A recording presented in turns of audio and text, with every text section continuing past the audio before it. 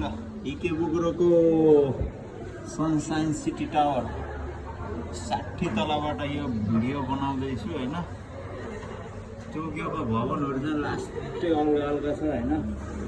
आज मौसम अलिकति क्लियर नभएको कारणले चाहिँ भिडियो चाहिँ अलि परको चाहिँ भ्यू चाहिँ अलि राम्रो देखिएको छैन।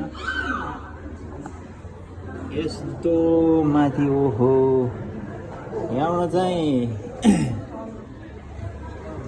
700 रुपियाँ लाग्दो रहेछ है यहाँ माथिसम्म आउनलाई। म त फेरि यहाँ हो कि भनिरहेको थिएँ, पैसा चाहिँ लाग्दो रहेछ। यिनीहरू यति बाटो छन् कि तल इक्खाइमा पैसा लिँदैन। यिनीहरू पुरै यो 60 तलामा आएपछि इन्ट्री गर्ने ठाउँमा बल्ल पैसा लिन्छ। यस्तो बाटो छ यिनीहरू। ल टोकियो टावर जानुभन्दा यहाँ चाहिँ सस्तो भयो, भ्यू चाहिँ लगभग उस्तै हो देखिने होइन।